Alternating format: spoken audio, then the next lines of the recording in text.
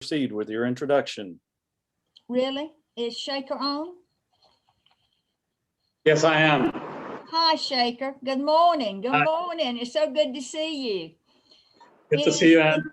It is my honor, my real honor, to introduce my classmate this morning, Sheikha Mehta from Calcutta, India. He and I were governors way back in 99-2000. Sheikha is a trailblazer. That's the best word I can think of for him. He is the only the fourth Indian in 115 years to be elected the president of Rotary International. He is chairman of the Skyland Group. It's a huge real estate development group in India, including the largest group housing in India. He's the trustee of many organizations, of Shelter Box, Operation Eyesight India. He served on numerous committees for Rotary and chaired several of those committees. I won't mention them for the sake of the time, but I do want to go through some things. He has done everything up to being president of Rotary International. I'm just so proud of him. But anyway, he is very involved in many service initiatives in India and in South Asia. I want to mention just a few of those. He started the shelter kit program in India, which has served about 20 disasters, distributing more than 15,000 shelter kits, helping about 75,000 disaster victims. He started Saving Little Hearts, a pediatric heart surgery program. And it's done more than 2,500 heart surgeries for children in India, Pakistan, Bangladesh, Nepal, and African countries. He's going to talk about the TEACH program today, T-E-A-C-H, a literacy program. With me being an educator, I'm so happy that he's done this. I'm not going to get any further into it. He'll talk about it. He's been instrumental in setting up more than 15 eye hospitals in India and serving over 50,000 eye operations. He started a scholarship program for marginalized children. And over the last 10 years, 1,000 scholarships have been given to various clubs. Responding to his Prime Minister Modi's national call, he's helped set up 6,000 rural toilets benefiting 30,000 people. And the list goes on and on and on. He has spoken in many countries and hundreds of events. He's raised millions of dollars for the Rotary Foundation. I know that for a fact. He's received all of Rotary's recognitions and honors, Service Above Self Award, the Meritorious Service Award, the Distinguished Service Award. Shekhar's done it all. He deserves where he is today. He has earned the right to be the president of Rotary International. His lovely wife, Rashi, she is lovely. She's beautiful. I've had the privilege of being in their home. I was in India on a national immunization day or week or whatever. And I also had the privilege of meeting his wonderful parents. I'll always remember that, Shekhar. He has a son and a daughter and one grandson. And I like very much his mantra. Some people say mantra. It's so important. So listen to it. Service is the rent that we pay for the space we occupy on this earth. Isn't that beautiful? And isn't it true? Shekhar, welcome to the best. I know you're in India. You love your district. This is the best district in the Rotary world, 7770. We are looking forward to listening to you this morning. Everyone, a very good morning to each and every one of you.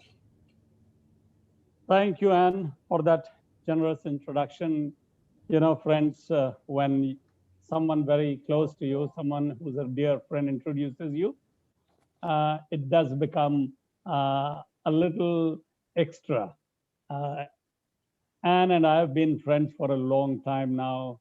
more than 20 years. We were not just governors at the same year. We were training leaders together. That's right. We served on the board together. And most of the times we sat next to each other because I am Mehta by surname and she is Matthew. That's So right. alphabetically, we always sat next to each other most of the time. Yeah. It's wonderful to be in your district, the best district next only to 3291, which is my own district. Okay. Okay. Uh, it's great to be with all of you, especially the district governor-elect Paul and all the incoming presidents. I'm so happy to be with each of you, even virtually, though I would have definitely loved to be in South Carolina, meeting each and every one of you, shaking hands with you, giving you warm hugs, maybe having some coffee with you. Just as Melissa right now is having, I would have loved to have coffee with you, Melissa. But maybe that's for another day. I sure will visit sometime to your area. I have been there once in the area, but I would love to be there. But these are special times, and in these times, we need to do what best we can, and these virtual meetings are the best thing that the pandemic has shown us. To you, all the presidents-elect, the next 17 months, according to me, are going to be one of the best months of your life. 30 years back, they were for me and my wife, Rashi. We still cannot forget that 1 year where probably, if I look back, I don't think I had greater opportunity of doing hands-on service in Rotary as I did during that 1 year when I was the president of my club. Leading a group of about 60, 70 people, great friendship. Some of them are your best friends for life, working with them as a team and trying to do good in this world, serving to change lives. I think what you're going to embark upon is just amazing. I take Rotary very philosophically. If you think it's just a presidentship, then it's just a presidentship of just a small little club. Or else it's an opportunity to make a difference, to change lives. And cumulatively, all of us put together, we can move mountains. Polio is the best example. I mean, which other organization can think of doing a program for 35 long years at one single goal and nearly eradicating a disease from the face of earth? To me, it gives me goosebumps every time I talk of polio. I mean, in the history of mankind, just one disease has been eradicated and we are at the verge of eradicating another one. So that's the power of all of us put together, and each of us is important, and each of you presidents is extremely, extremely important. So the coming 17 months, I request you, urge you, cajole you to grow more and do more. When I was district governor 20 years back, so was Anne, the membership of Rotary was at 1.2 million. 10 years later, I was elected to be on the board of directors. The membership was still at 1.2 million. 10 years from then, I was elected to be the president, and the membership still was at 1.2 million. Now, don't we all want to change that?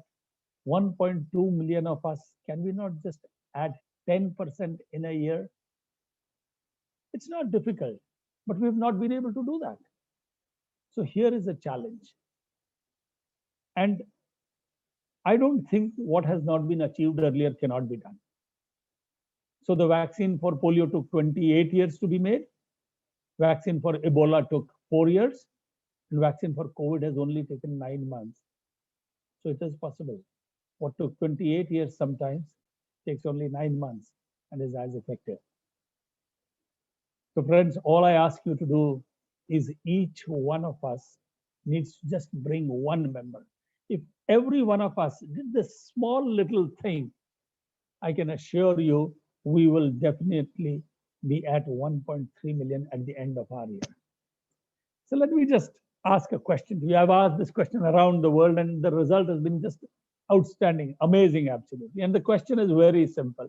How many of you in the year, by the year end of your term, June 2022, will you be able to get just one member into Rotary? Just one member. How many of you? Let's see a raise of hands. How many of us can get just one member to Rotary? That's all. Okay, can I take a picture of this? I like this. Keep your hands up, please. Wow, wow, wow, that's great, that's great.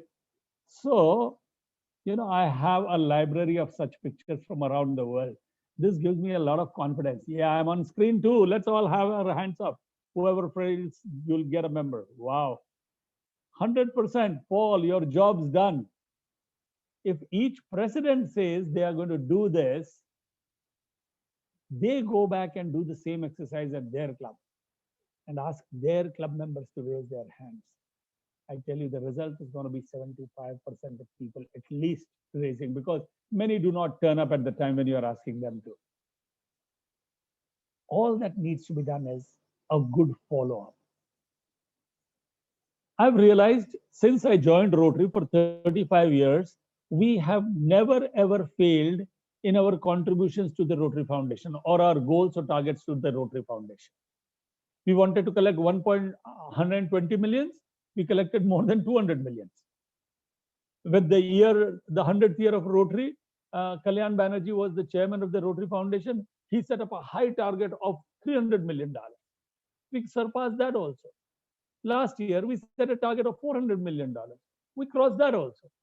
So in 35 years, every time we set a target, we have crossed it. But every time we set a target for membership, we haven't met it. The reason being, I think we have a good follow-up system when it comes to contributions to the foundation, but not so robust system of a follow-up when it comes to membership growth. Let's change that.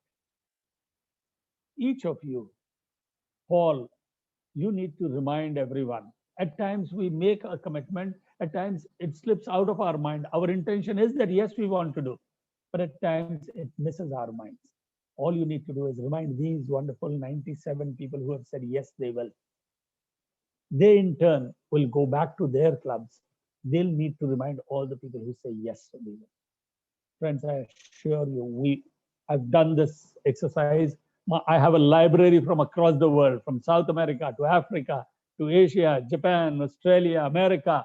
Everywhere the result has just been, yes, I will get one member to Rotary. If only all the pictures that I have on my phone, if only that many people brought in members, we would have done the highest in last 20 years. And these are all people who have committed. And Rotarians are people who keep their commitment. The next thing we want to do is not just get in the members from the front door and let them slip out of the back door. No. Engaging our members, retaining those members into our clubs is as important, if not more important. But in these times of pandemic, that's a tough call.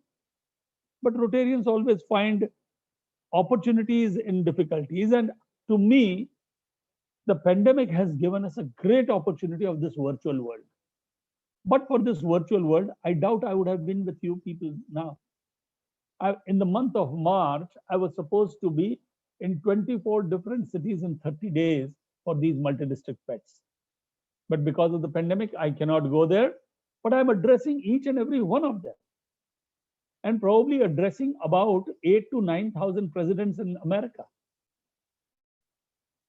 So engagement is easy today because of the virtual world. My own club, a regular weekly meeting, we got an ace speaker and we let the people around India and outside know. And you won't believe, at a regular weekly meeting, we had 2,400 people coming for that meeting. 1,000 on the Zoom call, people pre-registered to hear that outstanding speaker, and 1,400 people we had on Facebook. Next, we got the governor of our state. He's again an erudite speaker. We had 700 people attending a Zoom call. If clubs keep meeting either in person or virtually, there is engagement. So it's very important that in times when we cannot meet in person, they definitely meet up virtually. It will be extremely important that you ensure even today, in the next 4 months, your clubs in your district do meet virtually. And the last thing for Grow Rotary, we would want to have new clubs. How about cause-based clubs? Some people around the world interested in water projects can come together to make a cause-based club. Some people who are interested in environment issues, which is such a raging topic across the world, they could form a cause-based club. Very recently, my own district started a club with 125 members. It's a virtual club. To me, the virtual clubs, hybrid clubs are the next big thing that's going to happen in Rotary. The earlier version of e-clubs may not have been as successful as today it is. 1 year back, I did not even go to a Zoom call. I did not even know what Zoom calls meant. But today in a day, if I don't go to 5, 6, 7 Zoom calls, I feel I've not done my bit that day. Yes, I am doing double shift, From morning, I have to attend India work, and the moment it's 5 o'clock, I have to work for US time. That's exactly what I'm doing right now. And I'll keep working till 11:30 in the night here. So what I'm trying to say is connectivity is so great. Let's leverage that. And friends, the result of all this will be when we grow Rotary, when we grow more, we will do more. And when I say do more, we are an organization that does some amazing work. In the 7 areas of focus, the work that we do is outstanding. The number of global grants that we do, and even apart from global grants, the local projects that clubs do are outstanding, actually. But I think a time has come where for an organization which is 116 years old, spread in every part of the world, more than the members of the United Nations itself, and with a legacy of polio, I think our programs and projects have to be of such a scale that they have an imprint of on a nation or a state itself. And I'm telling you all this by an experience. The work that we are doing in literacy today, every third day we get an invitation from the government to come and advise us what can be done. And our challenges, we have taken up challenges which are larger than life, but we were inspired by polio. I mean, was it not a crazy dream to think 35 years back that we will eradicate a disease? And it has taken 35 years, and in the 34th year, they had to raise $2 billion. Last year, we still had to raise $2 billion. Would we have the courage today to say another program for 35 years, where in the 34th year, we will have to raise $2 billion? If there is some people who can do it, it is the Rotary. So inspired by that, in India, we said in 74 years, our literacy rate is at 74%, but in the next 74 months, we will take it to beyond 95%. And we have a plan for it. And the government acknowledges the plan. All it needed was large courage, big dreams, and that's something I would tell each of the presidents to do. Have big dreams. You will get just one chance to be the president of your club. You need to leave footprints in the science of that. Dreams big enough for you not to be able to complete them in 1 year. If by 30th June you say, wow, I've done everything, then I don't think you've tried enough. Your dreams have to be big enough to not get completed in just 1 year's time. That means you have had stretch goals. I'm always inspired by what George Bernard Shaw said. He said, you see things as they are and say, why? I dream of things that never were and say, why not? Why not? Why is it that we cannot do it? How about 20 of your clubs coming together and taking up a project of education in Angola, or taking up a project in Togo? Small country, but I tell you, in 3 years' time, with maybe 10 global grants there in one country, you will change the entire education system of that country. Paul, if you are interested, write to me and I'll tell you. I'm already speaking to the education minister of Togo. next 10 days time, I'm going to be speaking to at least 5 other education ministers of different countries in Africa. We have done it in India. It has been hugely successful. Today, there are more than 250 million children who on a daily basis, get to see on television content that is created by Rotary India Literacy Mission. These are 30-minute videos on various topics starting from standard 1 to standard 12. The entire curriculum approved by the government has been prepared by Rotary, and before and after every episode, it says presented by Rotary. At the end, it says presented by Rotary. 250 million children in India will grow up knowing the name of Rotary International. Not only it's doing great service to them, changing their lives, but also spreading the good work that we do in Rotary. So please have big dreams. Don't worry about failures. I would rather have 10 big dreams and fail in 4 of them, succeed only in 6, than a person who had 2 dreams and succeeded in both of them. This is not a matter of percentage. It's a matter of helping people, changing their lives altogether. And for this, I would suggest that for the coming year, let us focus on empowering girls. Let that be the overarching theme of everything that we do.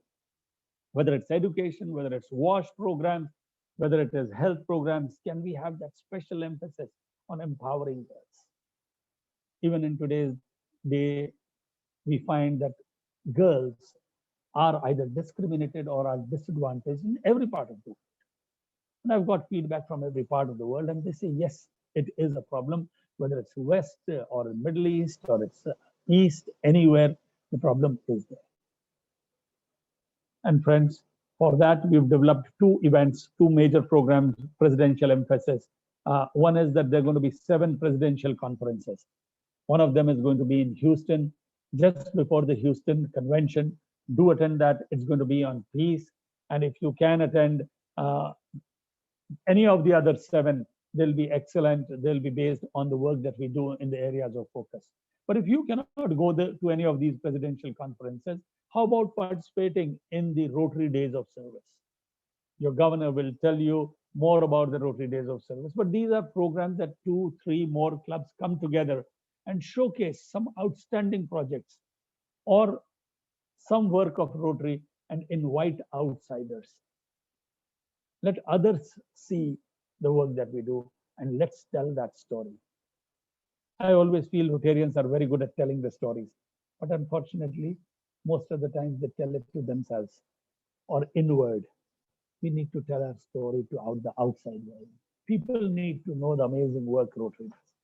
So each and every one of us is an ambassador of Rotary. The social media gives you and me great opportunity that we do a project, even if we are doing somewhere in India, Pakistan, Bangladesh, Sri Lanka, Africa. How about sharing that project with the entire world on social media? It's in our hands. We can do it. So friends, not only should we be changing lives, we should be sharing the fact that we are changing lives of other people. Let me just end with this thought that I had penned, and I had ended my speech at the International Assembly with this, a short poem that I'd written. The biggest gift we are given is the power to touch a life, to change, to make a difference in the circle of life. If we can reach out with our hand, heart, and soul, the magic will begin to happen as the wheel begins to roll. Let's turn the wheel together so all humanity thrives. We have the power and the magic to serve, to change lives. Thank you.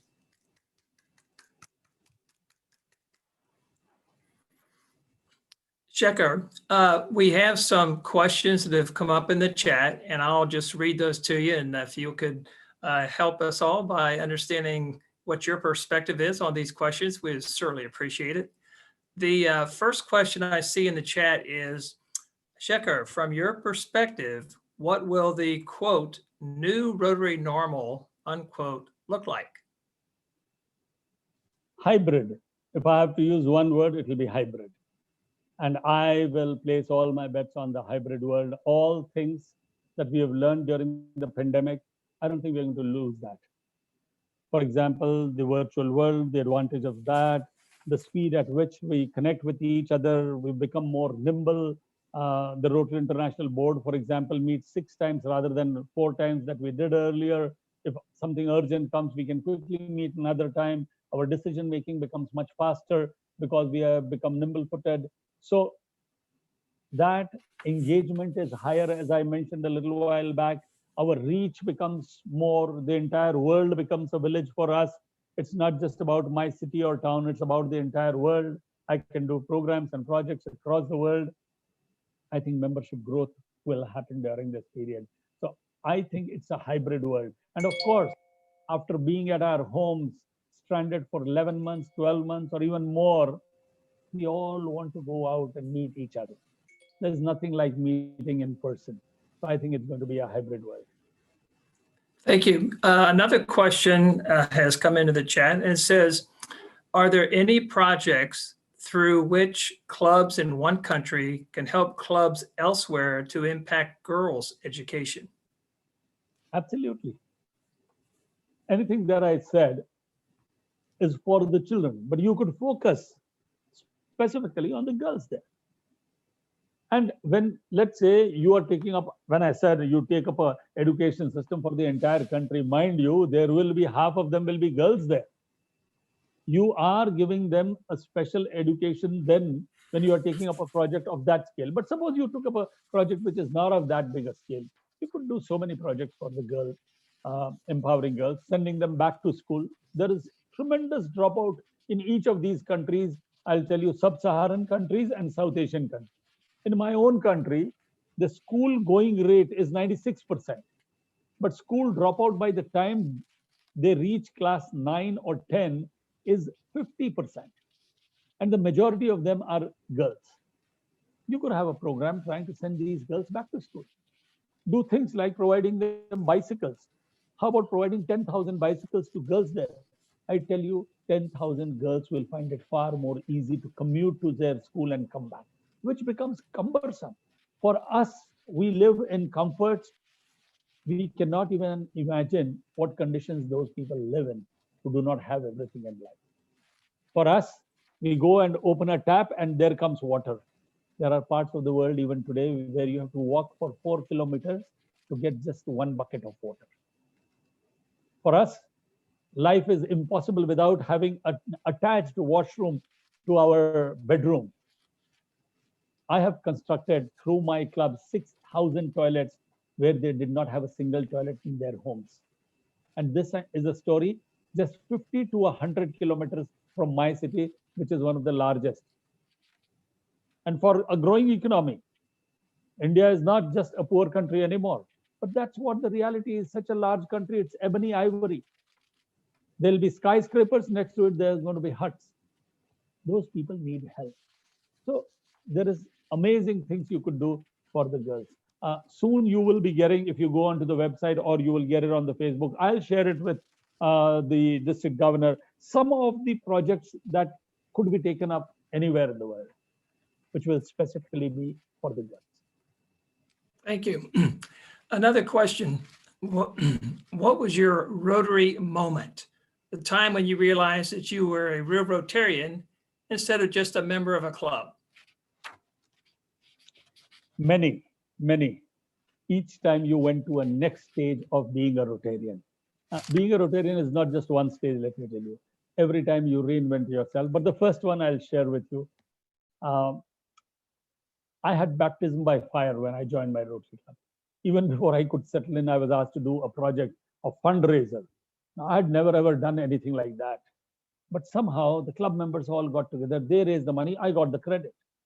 And you know, there's nothing like praising somebody at Rotary, giving a pat on the back, and especially to a rookie, that guy falls for it. And I fell for it probably. The next day he asked me to become the editor, and soon I got entrenched into the work of Rotary. And then came a day when my club was doing a project where we were giving away calipers and artificial limbs to people who had lost their limbs. So everybody was given a responsibility. My job was that we were also going to give some hand cycles. You know, these tricycles that you used by your hand because you've lost your legs or you are paralyzed and you cannot walk.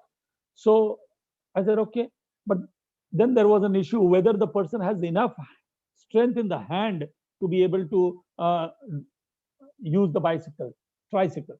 So I said, okay, I'll take up that job. How would I do it? I'd say, okay, hold my hand, pull my hand, and I'll come to know whether you have the strength to do it or not. I stood at my designated place waiting for the first person to come. And then I saw this person crawling to me. He had no legs, so he had to crawl.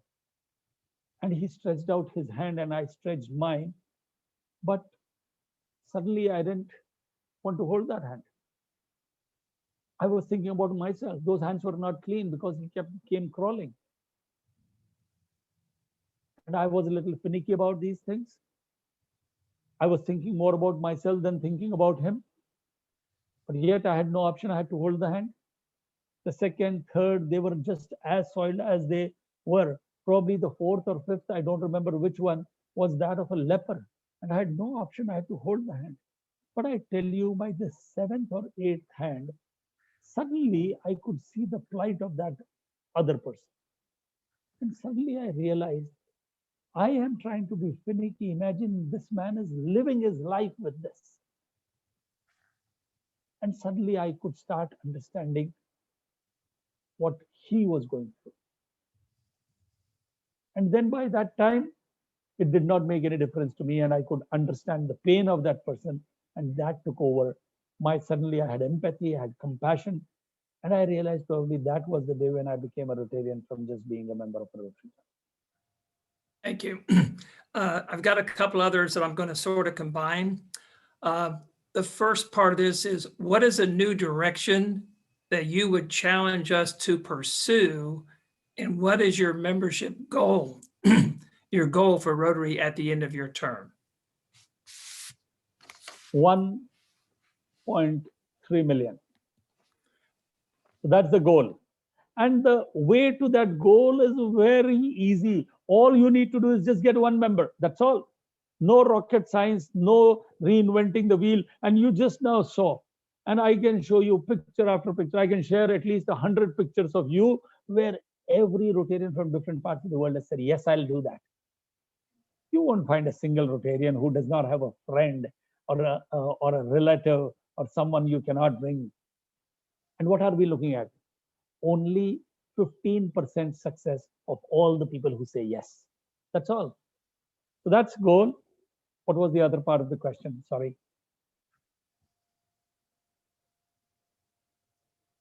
You're muted, Lou. You're muted, Lou. Unmute, Lou. Sorry about that. It was, what is a new direction that you would challenge us to pursue? Okay.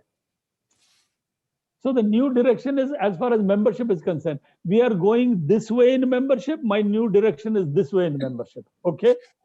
That's the new direction. As I said, I'm not a guy who likes to reinvent the wheel. There is no special thing that you need to do. Do larger projects. The only thing I want you to do is focus on the girls. Focus on the girls, do larger projects, tell your story to the outside world, and you'll do a great job and just get one member to Rotary. But I tell you, the sum total of this, all this, will make you proud Rotarians at the end of 1 year. The next question is one that I am sure you've heard for many years, and that is, once polio is eradicated, what do you personally think should be the next Rotary priority? I don't think anybody has the answer today, and it's good that we don't have the answer today. Let us focus right now on eradicating polio. That is our first mission. And the moment we do it, we will have some time to think. Again, evaluate whether we want to take up another project which will take 35, 40 years to fulfill. Or would we want to focus on the 7 areas of focus? Or is it peace that we want? Or is it we want to educate every child in this world so that the rest of the things start falling into place? Maybe water sanitation. The answer, I don't think any of us has the answer today. And I'm happy we don't have the answer today. Let's have the answer when we have had the last case for polio. We will have 3 years to mull over that, because only after 4 years will we get a certification that the world is polio free. Only then can we take up any other thing. So we have enough time to think about that. Many thanks for answering these questions, Shekhar. That's all we have in the chat, unless Ann or Paul would like to make any further comment or question. President-elect Shekhar, I would like to thank you for coming today to be with us halfway around the world. And I know the time zones are different, but I appreciate you making the time to do this. Truly inspirational. Each time I hear you, whether it was at International Assembly or the summits, it's an inspirational time. It's funny, before your Empowering Girls initiative came out, I'm the father of 2 girls. So I was actually asking my children, what could we do? What would they see something? They're early act members and interact members. And how can we come up with something as a district? So as one of the goals that I will be looking for our presidents-elect is coming up with some sort of district global grant program that we make and work on together as a district that could be empowering girls. And so you've given me some ideas, which we can come up with and head in a direction. So again, I thank you for being here today. The pandemic is certainly something that no one wants to be in and involved in, but there is some good that comes out of it. And I'm happy that you're here with us today. Thank you. Thanks, Paul. So let me just share one thought with all of you. If there is one project that you would like to, definitely go ahead, do whatever needs to be done as far as empowering girls in your own country, in your own city, area, town, wherever you wish to do. Definitely, please go ahead, do that. But the other thing you do is one thing which will encompass many of our areas of focus, and that is menstrual hygiene management.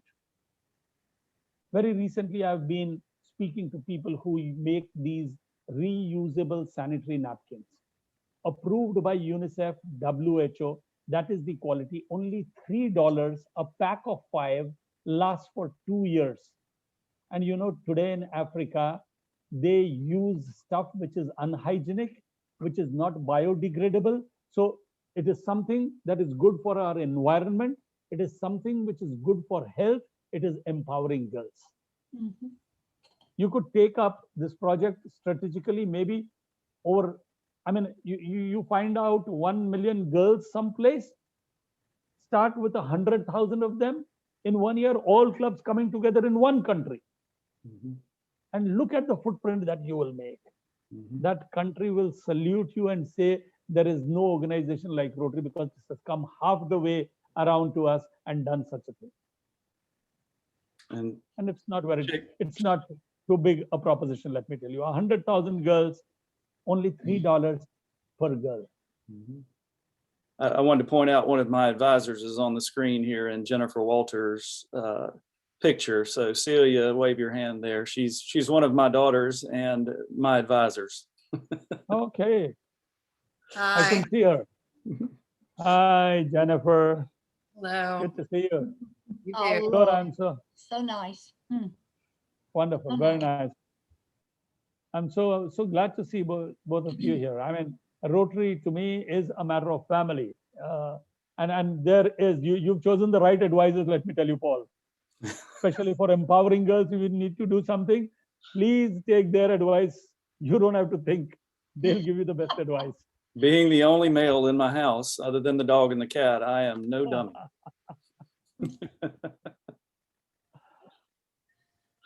Well, if there are no more questions for Shekhar, I think we are all awestruck and inspired. Honestly, I think we have just heard from a visionary, and it gives us wonderful new direction for us to follow. And I especially like his direction that we're going in membership growth. That's a subject near and dear to my heart. And so, but in the interest of time, we'll move on to our final 2 speakers for today. And we will start with Jimmie Williamson. I'm pleased to introduce Jimmie. He's past district governor, and today he's going to talk to us about innovative club advocates. Jimmie has held several leadership positions in the district, and he has served on a variety of district committees, but most recently he has taken on the task of serving as the district's innovative club advocate, and that's what he's going to talk about today. He is a Paul Harris Society sustaining member, benefactor, and bequest society member, a 20+ year Rotarian. He is currently a member of the Rotary Club of Truro. So let's welcome Jimmie Williamson. Jimmie? Good morning. How great to be with you, even though not in person, by the magic of technology. And what a great presentation. I'm sorry that I did not hear the full presentation. I caught the tail end.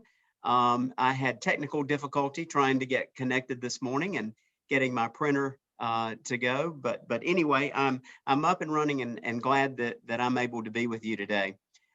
George, I had sent George Chastain a brief video that I want to share with the group, and he's going to share that now. And you should have received also a handout of club models. You know, Rotary International, in an effort to make it go this way, we are losing too many members, and we need to make it simple. And so I think Rotary International stepped out of the box and really decided that they were going to make it easy for us to grow our membership. And when I think about membership, Digit and I have talked a lot about the whole concept of membership and why that is important. Why is it important? It's important because when you are involved in a service project, if you have one more person, just as we have been instructed to do, then you have one more set of hands and one more set of feet to do good in the world. And so I think that as we think about the way that we should grow membership and why we should grow membership, we need to think about those things. This is the way to exponentially expand our role in the Rotary world. So on the screen right now, George, if you don't mind, could we come back to that? Could we have the video first and then come back to that? If that's possible. I'm sorry.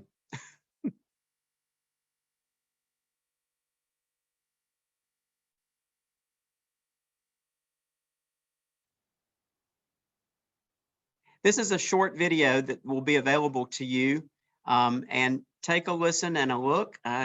Do we have volume?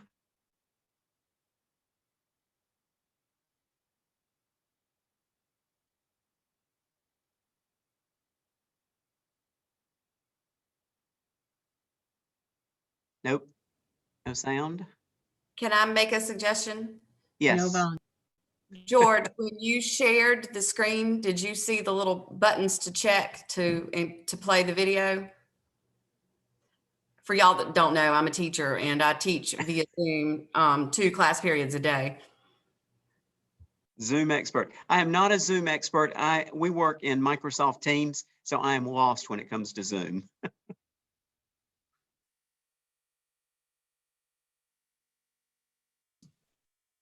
And then when you select it, click the 2 buttons at the bottom. Mm-hmm.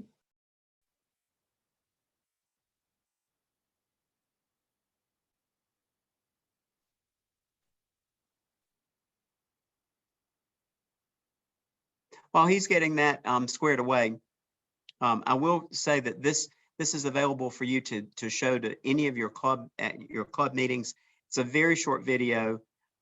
It's a great video because it really gives us the opportunity to think about all the people who are around us that might want to be a Rotarian, but just don't know how, and how we might facilitate either getting them into our traditional club or into one of the other innovative club models that RI has suggested. We're ready with the video if you'd like to. Okay, sure, let's roll.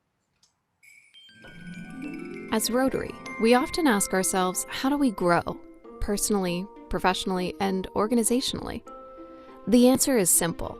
To grow Rotary, we need more Rotary clubs. Let's use Anytown as an example. Anytown is a city of 100,000 people and home to one proud Rotary club. But there are hundreds of other people of action, just like us, who are uniquely qualified to become Rotary members. They share the same drive and represent the values and fundamentals of a Rotary member. So why aren't they members? Well, the current club meets on Monday. There are leaders in Anytown who can't meet on a Monday.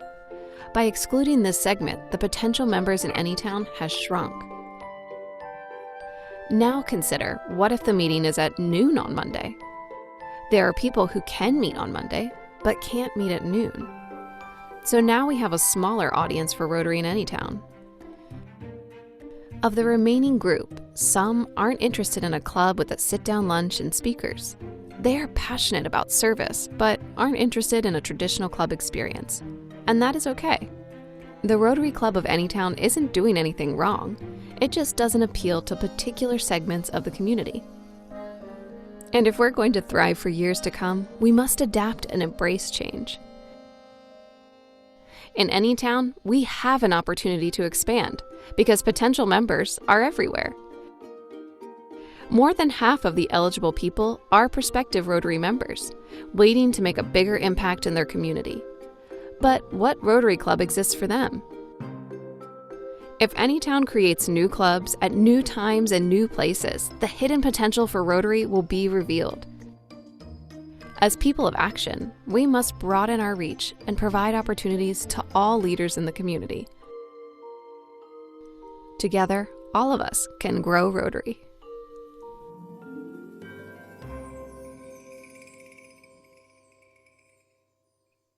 That's a very simple representation of what the innovative club approach really is all about.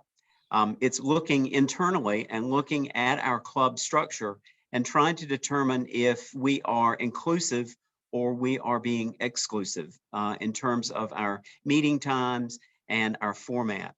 You know, Rotary International has set some really, that they've basically thought outside of the box and have given us the opportunity to be creative. One of the things that I think that really this this video points out to me is that there are people who really do want to be Rotarians. You all probably meet people every day and you think to yourself, you're a Rotarian, you just don't know it yet. And let me show you how to become a Rotarian, because they do have a servant's heart and they are willing to be a leader in the community. In the next slide, we can now do the club models. These are some models that have been, and by the way, too, you saw the text pop up. Don Hovis indicated that the video has been posted to our Facebook page. Please go on and share that, and you can download that and show it at your club meeting, or you can send it out in an electronic newsletter and ask people to take a look at it before they come. On my screen, this is not very clear, but we're trying to get there. George, to make it clear, unshare, and then when you go back and share again, do not check the boxes at the bottom for a PowerPoint. Huh. It's all Zoom tricks. We just sort of learn as we go. We need that early X second grader I was talking about. Yeah, that's right. Exactly. I think Paul's calling There me a we second go. grader. There we go. Come on, Lou. All right.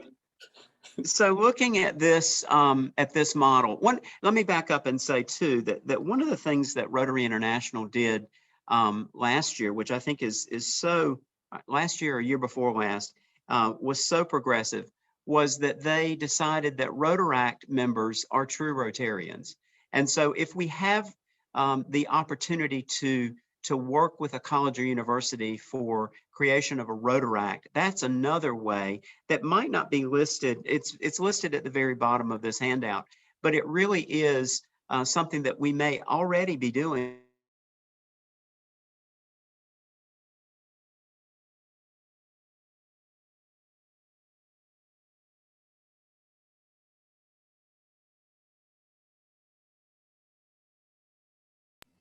Jimmie, unfortunately, I think you're frozen.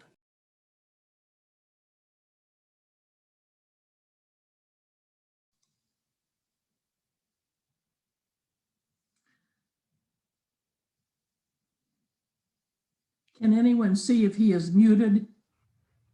He's not muted, he's frozen. Okay. Paul, you want to take over and talk about these clubs? I would think what Jimmie would say is that these are the club models that would be part of the Innovative Club Advocate, which he is. He is someone you can call upon. You've got your traditional clubs, satellites, e-clubs, passports. Some that are new are the cause-based clubs. So if you wanted to have a club on the environment, or you wanted to have a club that is coffee drinkers, or whatever that club might be in their cause that they have a passion for, there could be a club that's based on that. Finding, again, what we talked about before, the why. Why are these people getting together to meet? So that's something that is an opportunity. Alumni based, those are members or former people who have been involved in Rotary or Rotary related participants, and that's an opportunity. And then Rotaract clubs, which actually are now, as he had talked about, Rotarians. So this is something that Jimmie is a resource to call upon when needed, and we can look to him as just one of our tools that we could use and a resource to call upon. I think that's what he might have said, but I don't know. I think so. I think that's what he might have said. And I think he's actually dropped completely off the call now. So Okay. we may have lost Jimmie altogether. Lou, are there questions in the chat box relating to what Jimmie was presenting? That might be a logical next step for us. We can get you access to this form, yes. It'll be in DACDB, certainly.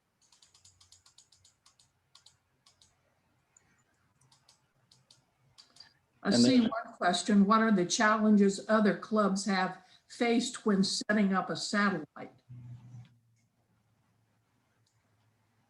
I think that this is an opportunity for us to hear from some clubs who have set up satellites. So I don't know, Little River, you want to talk, or Spring Valley, or one of the other clubs that has the satellites? Yeah, if Bill Oliver is still with us, he could talk about the Spring Valley one. I'd be happy to address Little River. Yes. Okay. Yeah, a number of issues. First of all, keep in mind setting up a satellite club. Even though you can set up the initial structure, it takes time for it to grow and cement itself. And one of the key things first is getting a location. Now that may sound simple, but it's not. You've got to find the right place to hold that club meeting, to be able to get whatever it is. Usually it's an evening meeting for a satellite club, but it doesn't have to be. You've got to look at whether people are going to want to come to that facility and what does it have to offer. And we had to go out and look at different restaurants, different buildings.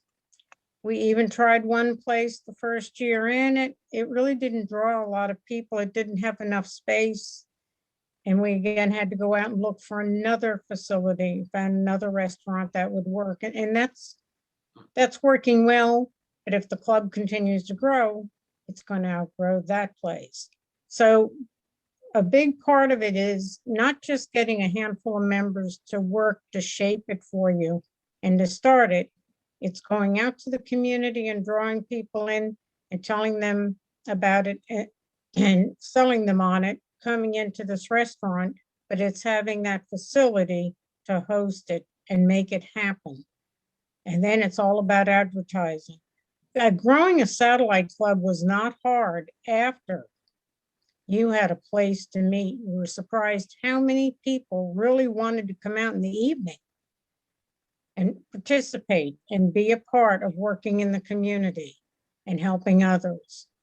But I don't think it would have grown any further had we not changed location. So.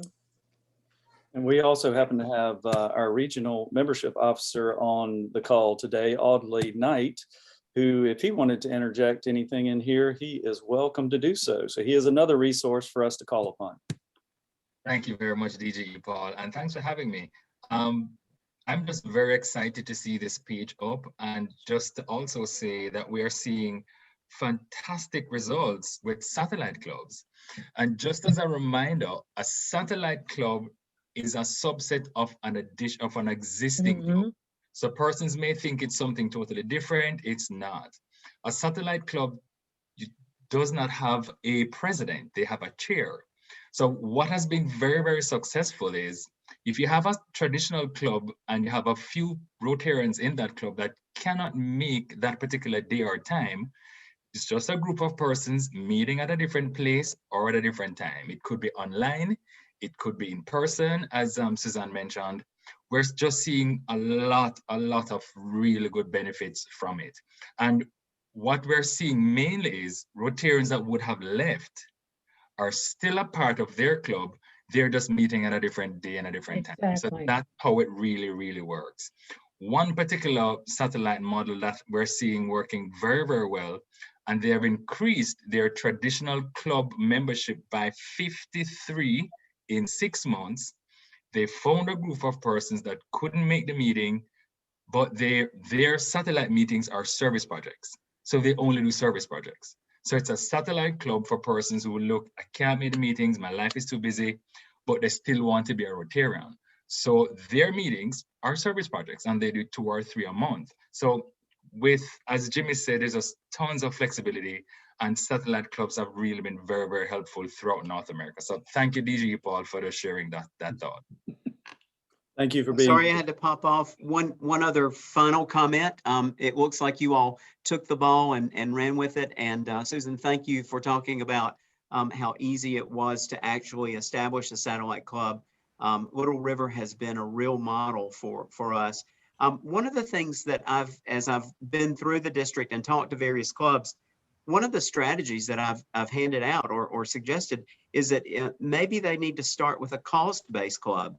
If you look at the cost-based club with a satellite club, you can start that with only 8 members. And then it grows into a larger network and can become at some point, if it wants to become, it can become a traditional club with 20 members, but you can start with 8 members. And maybe you just maybe you have 8 people who are interested in one particular thing. As Audley said, it might be service, it might be the environment. It can follow any of the areas of focus that Rotary International is involved in. It just, you just need yourself and 7 other people to come together, or 8 new people to come together to start a cause-based or satellite club. So think about that as a strategy for getting it up and going. And I apologize for the internet issues. No, we understand, Chara. We understand, dear. Yes. No problem, though. Thank you for coming back in, and we appreciate the good information from Audley.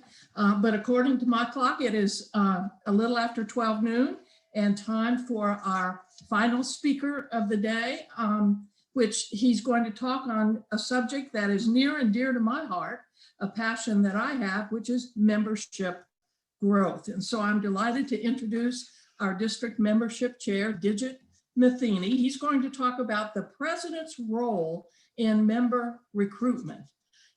He's been district membership chair now for the last 2 years, and Digit has made great strides in encouraging our clubs to grow their membership. He's past president of the Charleston Rotary Club, where he is also a member and serves on a number of different district committees. Digit is a benefactor and a member of the Paul Harris Society and Bequest Society. So please join me in welcoming Jimmie Matheny. Digit. Thank you, Sandy. And you're too modest with your efforts for membership. So all of our efforts revolve around your Discover Rotary. So I appreciate what you've done. I'm going to try and share my screen now. Can everybody see my screen? Yes. Yes. Perfect. So, you've heard a lot today from, I can't see, let's see.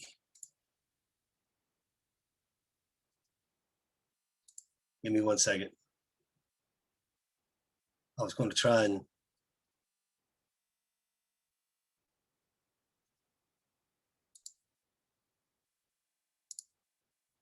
Oh, well, we'll just do it like this. You've heard a lot from everybody today of talking about membership and then what it means to network and build Rotary. I think Rotary International Director Stephanie also talked about entrance interviews and what it means. We're developing an entrance interview, but the premise of what membership is and what we want to focus on this year is connections. Rotary is built on connections. It provides networks to our community, network professionally, building strong, lasting relationships through our clubs, our districts, and our communities. And one of those is when we're trying to build networking, we want you to understand, help your clubs understand that members are not just at their club, like my club Tuesday lunch. It's all over the district, going to district database, utilizing the database in terms of networking possibilities. Those opportunities are there to build your network and build community services events through networking through the district. I just kind of thought this one slide was pretty funny, just to provide a little humor to the online or virtual aspect. It says, this gentleman says he's going to, his wife asked if he was going to Rotary, and he said, yes, it's a new meeting format. The club meets virtually. And then they said they're announcing the new speaker, Alexa. So I don't know if you've had Alexa speak at your meeting, but I thought this was kind of funny and just to provide a little bit of humor in the terms of virtual sense. Just a quick overview of where our district is right now. As President-elect Mecca, I think is how you say it, he mentioned 1.17 million people, Rotarians right now. We want to grow that. Our club as members right now are 3,479. As of July 1st, 2020, we're down about 96. But the good news is since January 1st, 2021, we're a +2. We're over a whole up about 40 members, new members in the month in January and February. So we're trending back to membership, to new members. I attribute that to the fact of people are getting tired of being cooped up at home and are ready to be out and doing stuff. And there are people actually reaching out. The membership leads that we see that are coming from the district or from RI International, they're all saying that they want to do service. They want to give back. They want to find ways to do that. So we have the opportunity to capitalize on those people that are looking to do something and say, what do we do? And it's, of course, it's Rotary, and they're the opportunity. So we're building forward. I appreciate all those clubs. There's, they're about 66 to 67% of our clubs in the district are at least -1 or plus. The rest are building momentum. They're coming back in membership. So we're all working forward to positivity, and we're here to help each other. So let's build on these numbers this year and really grow our district. This is another interesting slide that really talks to the attrition and attraction for Rotary. And I believe they talked about going in the back door, front door. But if you look at this slide with the Rotary bus and the membership drive, you've got people coming in the back and getting on the bus, but you've got people coming out the front of the bus and they don't look exactly happy. They look like they had a bad salad for lunch. So that speaks to the programming and the service opportunities that your club provides. Are we doing what we need to do in terms of keeping a healthy club? And I think that Rotary Health Check is important for your club, to take the Rotary Health Check and understand what needs your club needs, what needs your community needs, and build on both of those so that you build a healthy club and a healthy response to the community. And one aspect of this too is, look at the faces of this slide. It's not exactly diverse. I would like to see a more diverse attraction mold this year. And President-elect Mehta, he mentioned grow the girls. I would like to see more females added to Rotary. I would like to see more ethnic groups brought into Rotary. I think there's a lot of opportunities that we're not capitalized on bringing membership in terms of the community and what our community looks like and what our Rotary clubs look like. So I think we need to take a look at that and build on membership in terms of and build it as our community. Our goals this year are, as everybody mentioned, is 2 new clubs for the district. And you just heard from past Governor Jimmie Williamson, who's going to be our innovative club advocate. There are a lot of opportunities in terms of the passport clubs or the satellite clubs or innovative clubs, calls-based, that could really help grow your club, grow our district. And we're actually working on one of those now with current District Governor Pauline, in the fact that we've talked to the State Wildlife Federation, and we're working on a calls-based club that focuses just on bird watching and conservation. So we're working on a mold of what that looks like and building on those. And anybody interested in bird watching, reach out to District Governor Pauline or myself, and we'll be happy to help us get that outline started. But you also heard yesterday from the membership building advocate that's going to start this year, past District Governor David Terrard, and he and I have spoken this week, and we're excited to get a plan together to build on the membership building advocate and combine that with the efforts for the innovative club advocacy, and continue the efforts of Sandy and her efforts to help with comprehensive intentional strategies and discover Rotary. And that's our goal this year, is to help you do what President Mehta said and grow up. So some goals for you as a president this year is define your club's membership plan. And I'll show you as we get forward to the end, there's some dates coming up for some training for membership specific opportunities in July and August. And we're going to show you how to develop that plan and how to work the worksheet. You engage your members. As President-elect Mehta said, each one bring one. And if you have the effort to bring one person into your club and show that it can be done, and there are people out there that want to be members, it will bring the vibe into your club, and it will bring the positivity to bring new members in. We're going to look for opportunities to be flexible in meeting times and service times. As we mentioned again, it may not be a lunch Tuesday at 12:30 to 1:30 that prospective member can join. Let's find an innovative way to bring them in and help with those, even if it's just being a part of your service projects on the weekends and picking up trash or beach pickups or whatever it may be. Let's find those times to be innovative and change the way that we speak about membership in Rotary. And continue, like Rotary International Director Stephanie mentioned, in Rotary Works.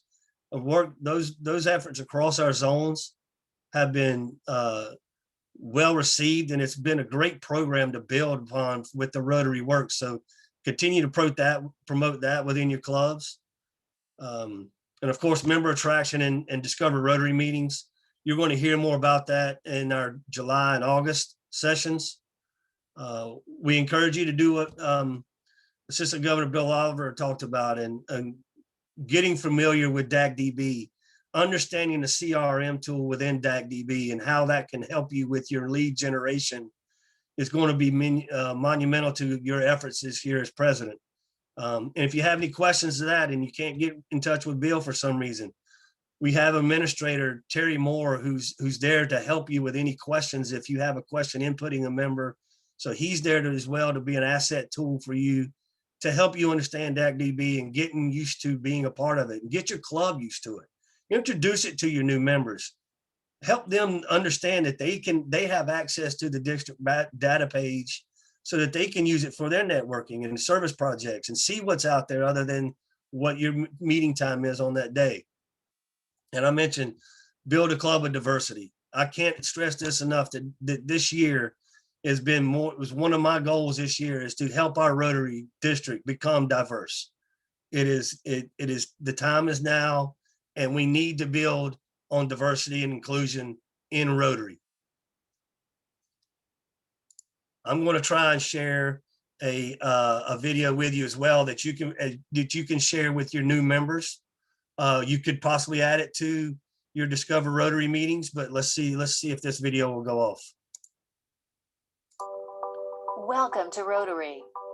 With your unique skills and perspective, you are joining a global network of problem solvers, drawn together by a desire to make a difference. Together, we can be bolder. When you share your ideas and connect with others, it's not just your community that benefits. You'll grow as a leader and feel a shared sense of purpose that comes from finding lasting solutions to big problems. Get involved in a way that's meaningful to you. Find a mentor. Sign up for a training. Volunteer in a service project. Or attend a global event. You are now connected to 1.2 million people of action who unite to create lasting change across the globe, in our communities, and in ourselves. Welcome to Rotary.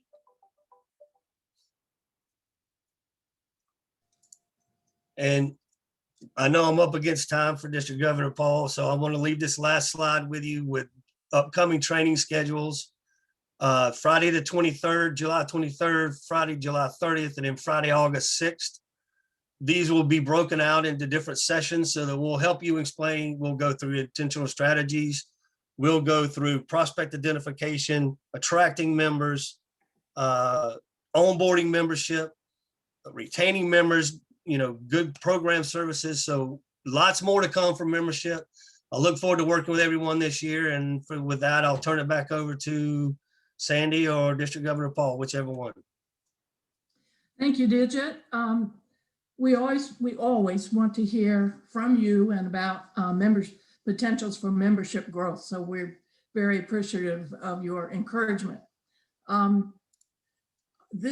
We are nearing the end, and so to offer closing remarks, we'll go ahead and turn it over to District Governor-elect Paul Walter. Paul.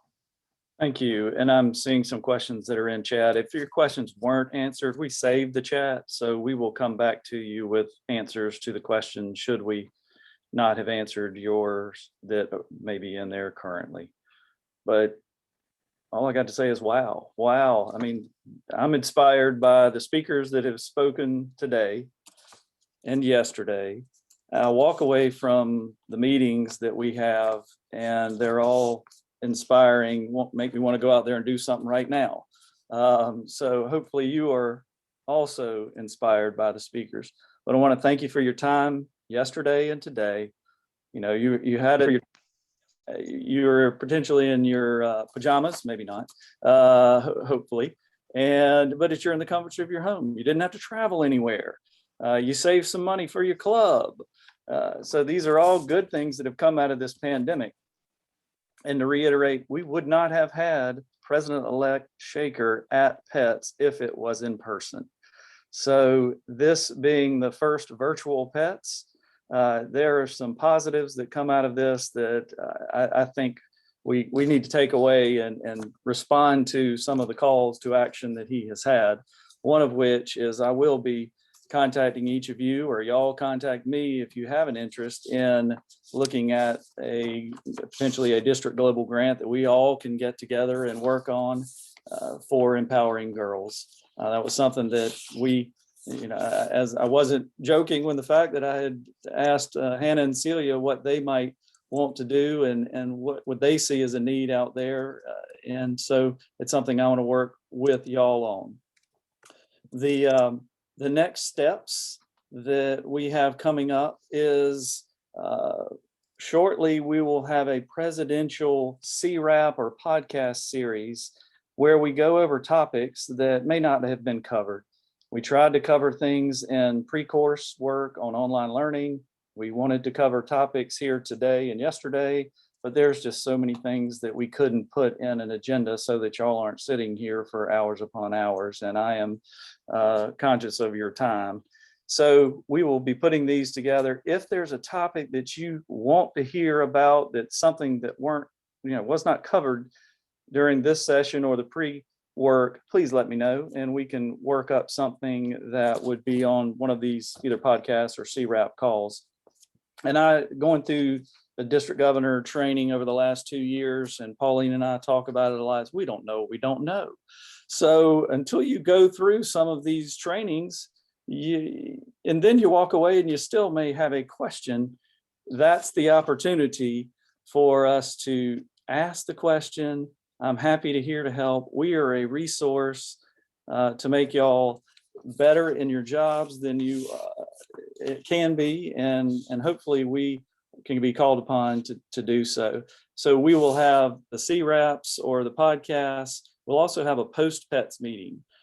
This is an opportunity for the areas to get together. We may do it collectively in a couple of areas so that we all can come together and answer those questions that y'all have on an individual basis also. Feel free to call me. I have my cell phone is here with me. Text me, email me. And if you have any questions, please use those tools to do that. Want to also mention Bernie sent out an email yesterday about his challenge. So that the email is on that for response to the polio challenge.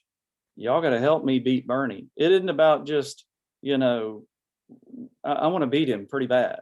So he's a fellow club member, and I've known Bernie for a long time. He walks in his sleep. So it is going to be difficult to beat him, but I think we've heard that a lot. Together we can beat Bernie. So I want to take that one personal. And with y'all's help, we can not only beat him, but do a little good and raise some money for polio, which is the ultimate goal. That's why we're doing it. I'm just looking down my list of things. Other things to come is it'd be the spring training. Spring training will be May 21st. We thought it was going to be a little bit earlier, but we want to hold that on May 21st so that it could be after some of the zone training that will occur for the leaders there they'll attend and come back and give y'all the information they learned at the zone meetings. And I wanted to mention, I too took a picture of all of y'all raising your hands when each one bring one. So I have video or pictorial evidence of y'all raising your hands. So we're counting on you to do that as well. I'll let you know, I have already got 2 members, one of which is my wife, who's coming to a Discover Rotary meeting next week, and my minister, who's coming to a Discover Rotary next week as well. So I am on board, and I've also sent a few members in the Charleston area, maybe Myrtle Beach area too, that I work with. So I'm trying to get some of my company compatriots here to join Rotary and do some good in the world. So as we depart today, I'm excited to see what you and your club will do to impact your communities. We want to hear about those activities on public image, post, send the pictures. We don't want to see pictures of checks being given. We want to see action. The impact that you have with the dollars that you may raise. The dollars are wonderful, but what is the impact, and who do those funds go to? That's what we want to see. The impact that we share in those public image posts may reach people that we don't know about, and they may see things that we're doing good in the world and may want to join us. Invite those friends of yours, family members, whomever, that you think, as we had talked about, are Rotarians already. They just don't know it. So we could look to add one of those potential Rotarians into our fold and do good with them. Together, we're going to serve to change lives. And in the words of our public image chair, Donald Hovis Jr., that's a wrap. See you on the next Conversations with Rotary Action People. Thank y'all all.